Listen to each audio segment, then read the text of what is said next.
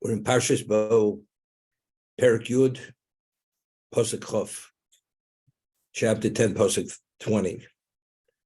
After the Arbe, after the locust, Moshe is mispelled on behalf of Paro to remove the locust, this death. This wind comes, forceful wind, sweeps out the locust, even the salted locust, as we mentioned yesterday. There was one locust left within the boundary of Egypt. Originally, when it came, as I mentioned in Yuma, the locust only was within the boundary. So there were certain border disputes, boundary disputes with the adjoining countries. The Arbe settled those border disputes because when it came, it actually outlined exactly what the boundary of Egypt was.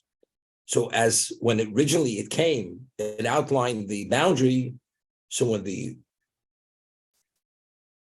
westerly wind came and swept them out, Lo nisha arbe echad bichol gvul Mitzrayim. Again, it's emphasizing there was one not left in the gvul, within the boundary, because outside the boundary, initially there wasn't one locust.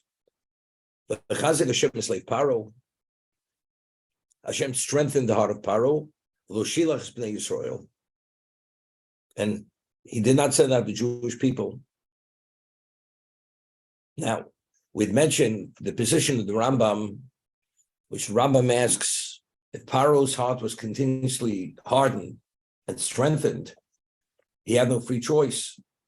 So why is he held culpable for withholding the Jews all the subsequent plagues if he had no choice? Chazak Hashem is like Paro.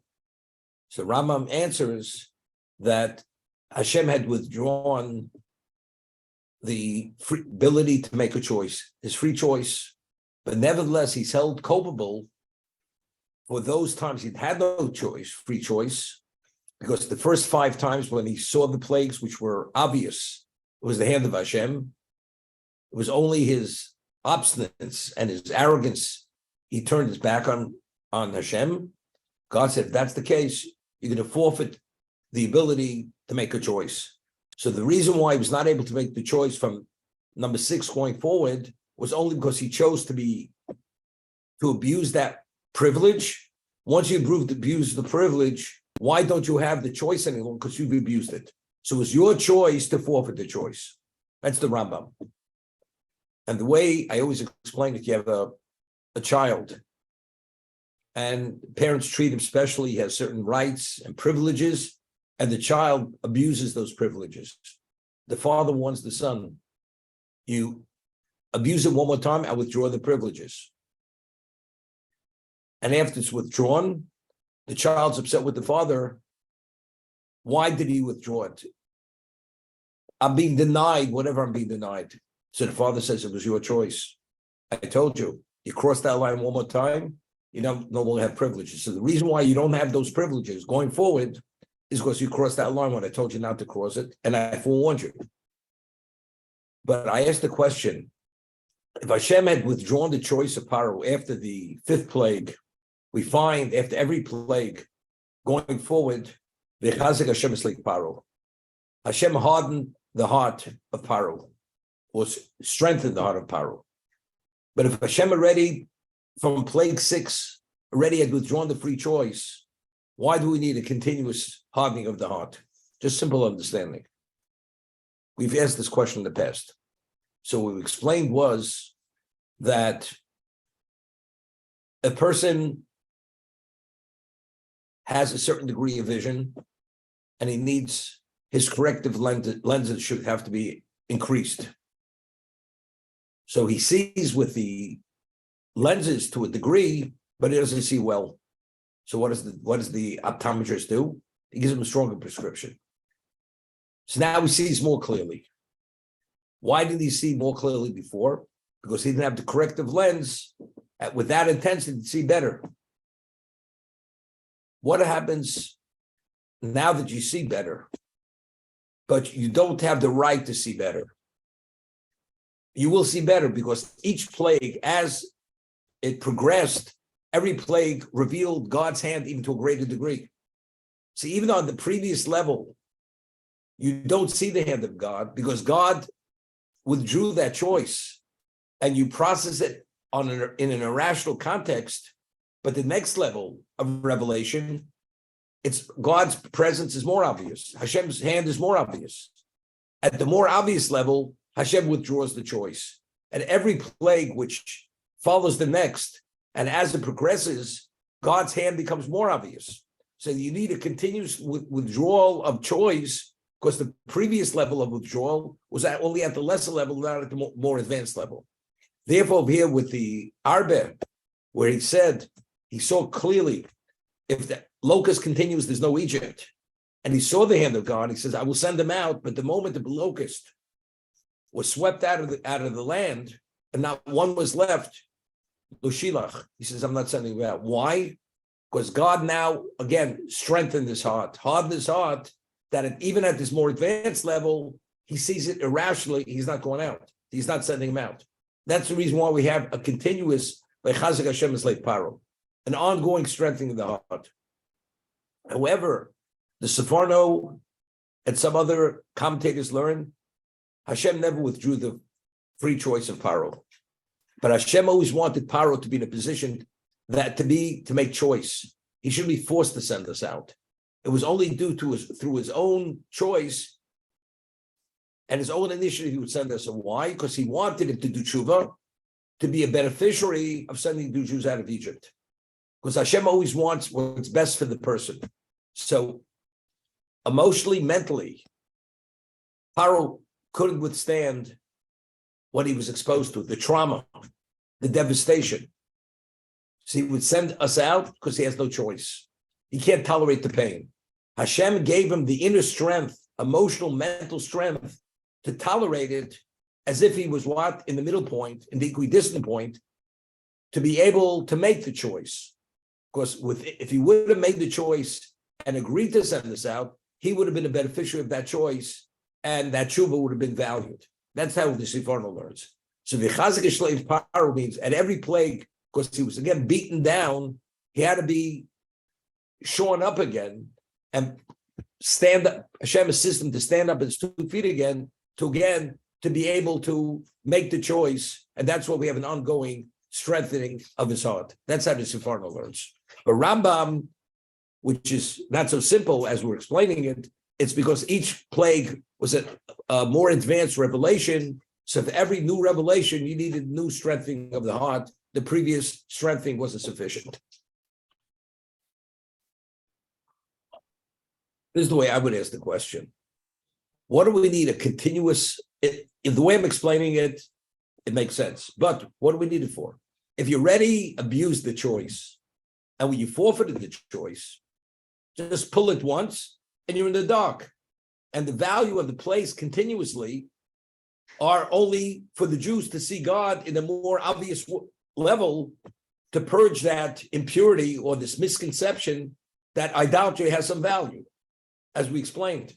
Because every one of the plagues, the first 3 plagues were on the terrestrial level.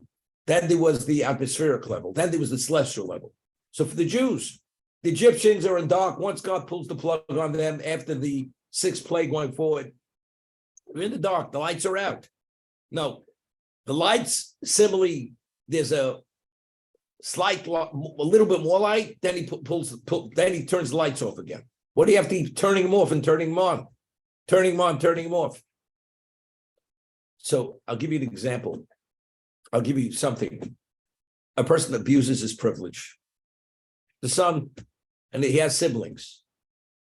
And every time the father distributes this privilege or provides for the other siblings, he says to the son, you see, you could have had this, but I'm not giving it to you because of your past errant behavior, your past abuse.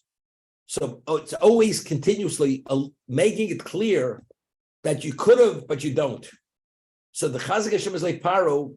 God is the Torah, what it's revealing, that you could have seen it at this more advanced level, but because of the way you behaved in the past, I take it away again. I mean, the message is being delivered by expressing it, and the process happening and evolving at this level it's to give us an understanding that he should have seen it, although he lost choice at a previous level, even at the more advanced level, Hashem is withdrawing the choice. It's true, we could have pulled the plug, he's out, he's finished. But it's have an appreciation what it means to forfeit choice. You forfeit at every level. What's the value of the discussion? Okay, Yud Beis Lametes. V'yofu es abotzek asher etziv Mitzrayim ugos matzos kilo chometz. They baked the dough they had that they had taken out of Egypt, cakes which were matzah, these flat cakes, kilo chometz. It did not have time to become leavened, so therefore they were baked in the rush, being hurried, and therefore they were not leavened.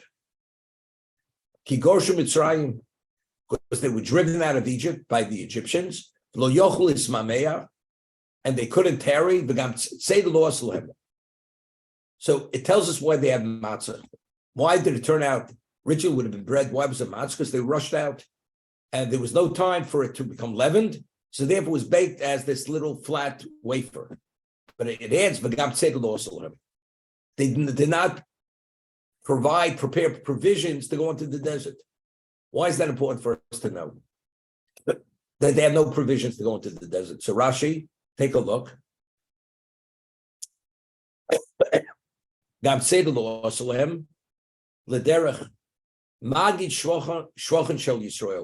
the Torah revealing? The praiseworthiness of the Jewish people. How could we go out to the desert without any provisions? Humanly, you can't survive. They didn't say that. But how did he not say it? Eleheminu v'holchu. They believed in God and they went without questioning. God says, go, they go. Right? We had to go. When did the sea split? It only split after we went into the sea. But how do you go into a sea? You're going to drown. Only once you show your trust in Hashem and you go into the sea, it splits. The people, the 20% that left, they left although they had no provisions. You know what level of faith, what level of trust you have to have? The other 80% said, look, we're not leaving Egypt. As bad as it is, as bad as it in Egypt, going to desert means you're dying. How are we going to survive a desert without provisions? It's not possible. To be able to be worthy of redemption after all this, you should be at a level you can walk into a desert without questioning God. How are we going to survive? Only 20% were at that level. To be worthy of Kabbalas Torah, to be worthy to be taken as God's people, that's the level of faith you have to have. And if you don't, and you want to remain behind, no Jew remains behind. The purpose of leaving Egypt was to become a Jewish people. If you're not interested in going to Sinai, then you don't live. Because the value of the Jewish people is Kabbalas Torah. And if this can only be Kabbalas Torah if you go into the desert. And if you don't have the faith, the trust in Hashem to go out to the desert, if that's the case, you don't live beyond that point. Therefore, 80% of the Jews perished during the days of darkness for that reason. Wherever the days wait a second. That's why 80% died and the 20% survived. Wait, we're not finished. And this is explicit in the Navi. What does Hashem say regarding the Jews who left Egypt? I will always remember the kindness of your youth. The love in terms of when you originally were a bride. And when was that?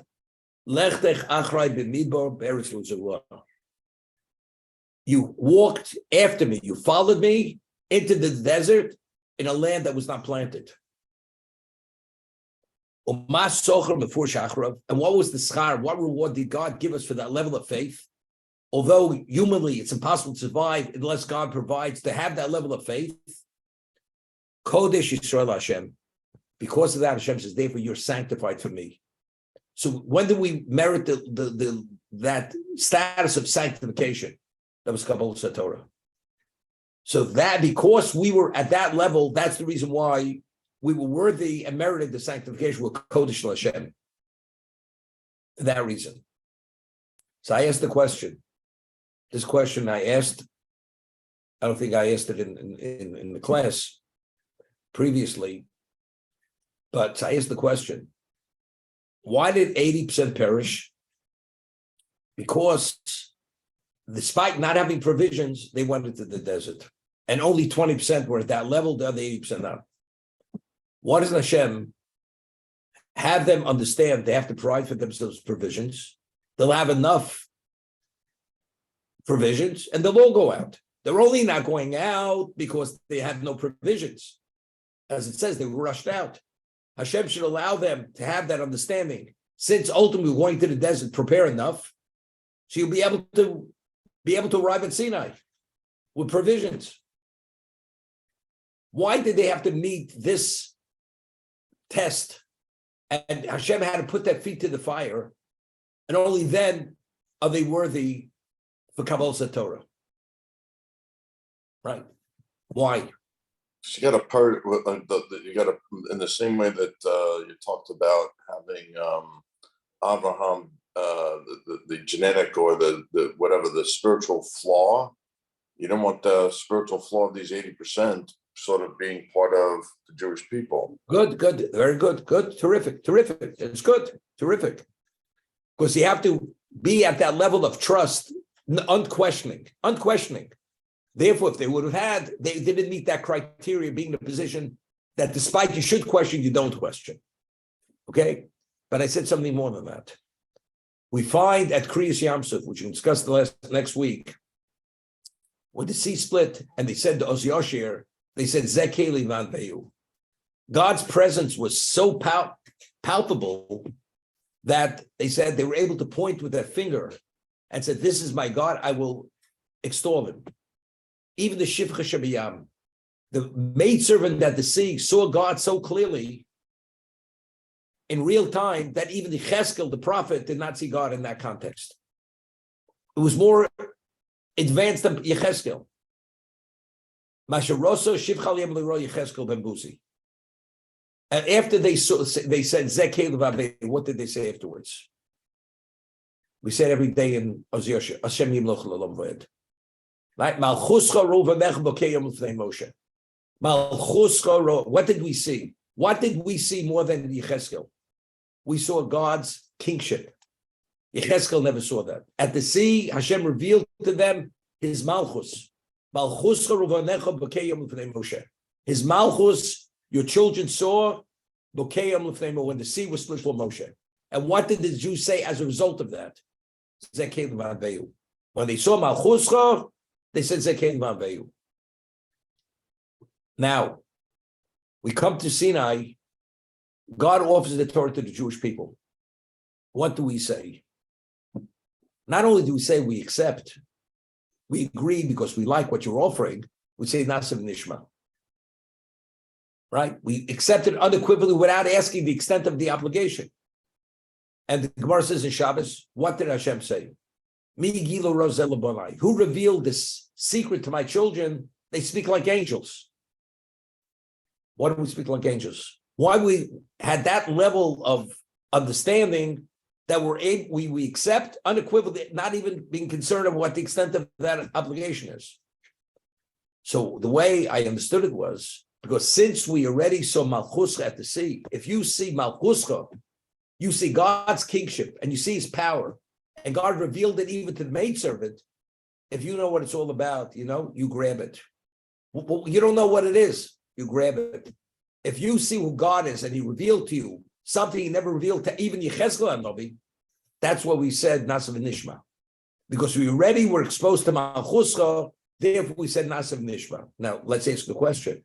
Why were we worthy of Malchuscha? Why were we worthy of that level of revelation? You know why? Because Seder Lo Oselahem, and they went into the desert. Because they already demonstrated that level of faith. Lech dich achrei b'mizbor. Zocharti lech. I will never forget that. Therefore, if they would have gone out with provisions, they didn't display that level of trust and faith. You wouldn't be worthy. You're idolaters in the past. You're not worthy. But since you demonstrate that level of trust, despite it's not possible to survive, and yet you go without questioning, and that merit Malchuska. And merit Malchuska, therefore, it's understandable when Hashem offers the Torah, they say Nasib Nishma. Rabbi, why were they killed in the Choshech? Okay, Mark. Well,